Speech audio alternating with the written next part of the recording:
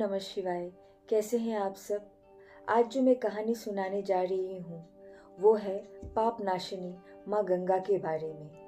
हम सबको पता है माँ गंगा सबके पापों को धो देती है और मोक्ष की प्राप्ति करवाती है, पर हम में से बहुतों को उनके जीवन के बारे में नहीं पता।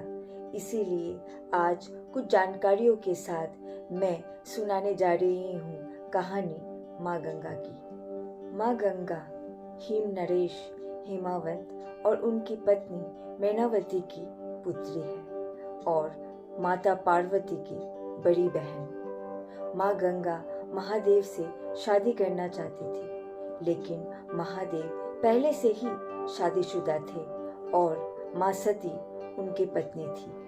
पर माँ सती ने जब देह छोड़ा, उसके कुछ वर्षों बाद माँ गंगा महादेव से मिलने पहुंची और शादी का प्रस्ताव रखा, पर महादेव ने मना कर दिया और कहा, मेरे मन में केवल सती है, पर मैं तुम्हारी निश्चलता और ईमानदारी से बहुत प्रसन्न हुआ। इसीलिए मैं तुम्हें वरदान देता हूँ कि तुम अनंत काल तक पवित्र रहोगी और तुम जहाँ होगी वहाँ पे पाप और बुरे कर्मों का नाश हो जाएगा। वरदान पाने के बाद भी माँ गंगा बहुत ही ज्यादा दुखी थी, क्योंकि महादेव ने शादी से मना कर दिया था। ठीक उसी समय तारकासुर का अत्याचार बहुत ही ज्यादा बढ़ गया था। उसने स्वर्ग लोक को अपवित्र कर दिया था। इसीलिए पुनर्पवित्र करने के लिए ब्रह्मदेव को माँ गंगा की आवश्यकता थी। तो ब्रह्मदेव ने आग्रह किया हिमवंत से कि वह अनुमति दे गंगा को स्वर्ग ले जाने की। गंगा चली गई, पर जाने से पहले उन्होंने कहा अब वह पृथ्वी पर सिर्फ महादेव के बुलाने पर आएंगी। फिर वह स्वर्ग में रहने लगी। कुछ समय बीतने के बाद पृथ्वी पर अयोध्या के रघुवंश के राजा सागर और उनके 60,000 पुत्रों का शासन चल रहा था। राजा सागर ने अश्वमेध यज्ञ की घोषणा कर दी, पर यज्ञ में जो घोड़ा था उसे इंद्रदेव ने छुपा दिया ऋषि कपिल के आश्रम में, क्योंकि इंद्रदेव को डर था राजा सागर यज्ञ कर लेते हैं तो बहुत शक्तिशाली हो जाएंगे और इंद्रलोक को भी जीत लेंगे तो उनका क्या होगा। इधर राजा सागर के 60,000 पुत्रों ने घोड़े को ढूंढते ढूंढते ऋषि कपिल के आश्रम में जा पहुंचे और उन्होंने घोड़े को वहां देख लिया। तब कपिल ऋषि घोर तप में थे, इसीलिए उन्हें कुछ भी पता नहीं था। पर इधर 7,000 पुत्रों को लगा ऋषि कपिल ने घोड़े को छुड़ाकर अपने आश्रम में बांध कर रखा है। इसीलिए बहुत ही अपशब्द बोलने लगे और जोर जोर से चिल्लाने भी लगे। उनकी आवाज सुनकर ऋषि कपिल ने अपनी आंख खोली और उनके तप की शक्ति से 60,000 पुत्र वहीं भस्म हो गए और राख में बदल गए और उनकी आत्मा वही भटकते रहे, क्योंकि उनकी अंतिम क्रिया नहीं हुई थी। कई वर्ष बीतने के बाद राजा अंशुमन, जो कि राजा सागर के 60,000 पुत्रों के भतीजे थे, उनको सारी बातों का पता चला, तो वह ऋषि कपिल से मिलने गए और उनसे पहले माफी मांगी। फिर उनसे विनती की कि कोई रास्ता दिखाए ताकि उनके 60,000 चाचाओं को मुक्ति मिले।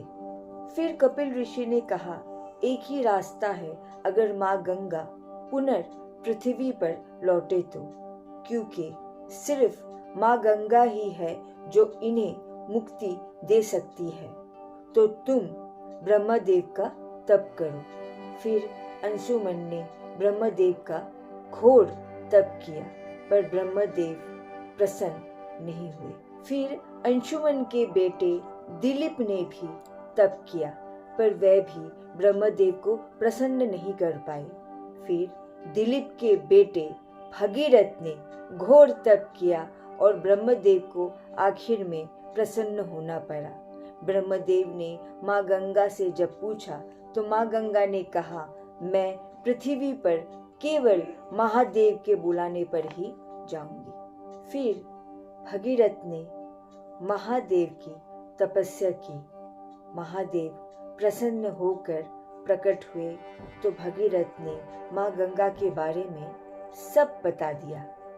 महादेव ने माँ गंगा को पृथ्वी पर बुलाया, पर माँ गंगा ने कहा, मैं ऐसे नहीं आ सकती क्योंकि मेरा प्रवाह बहुत ही तेज है।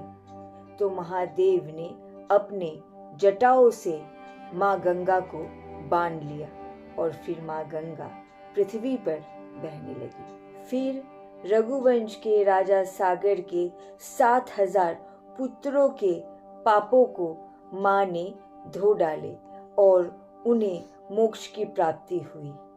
क्योंकि माँ गंगा भगीरथ के तप से पृथ्वी पर आई, इसीलिए उन्हें भगीरथी भी कहा जाता है। माँ गंगा की शादी हस्तिनापुर के राजा शांतनु से होती है। एक बार माँ गंगा नदी तट पर बैठी थी।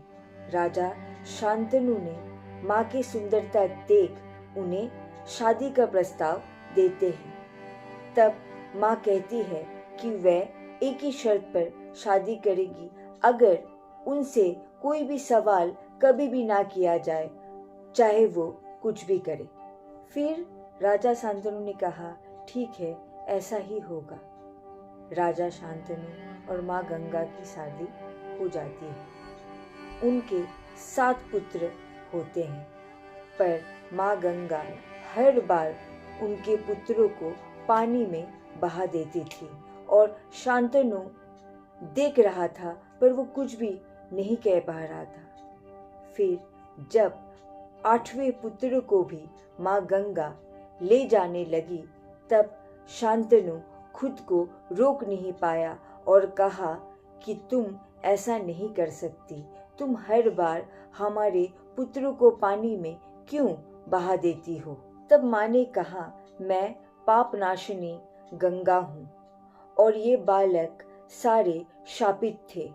इनके पापों को धोकर मैं इन्हें मोक्ष दे रही थी, पर अब मुझे जाना होगा, क्योंकि मैंने कहा था जब भी तुम सवाल करोगे तो मुझे जाना पड़ेगा। क्योंकि आज तुम्हें सब पता चल गया है, तो इसीलिए मुझे जाना होगा। पर मैं तुम्हें हमारे 8वें पुत्र को दे रही हूँ। फिर माँ गंगा चली गई और माँ गंगा और शांतनु के पुत्र को आज हम भीष्म के नाम से जानते हैं और उनका महाभारत में अहम भूमिका थी। माँ गंगा आज भी पूरी पृथ्वी को पावन कर रही है, पर कहा जाता है माँ गंगा कलयुग के अंत में पृथ्वी से लुप्त हो जाएगी और फिर से स्वर्गलोक चली जाएगी। आप सबको माँ गंगा के बारे में जानकर कैसा लगा मुझे ज़रूर बताइएगा। तब तक के लिए जय श्री कृष्णा। ओम नमः शिवाय।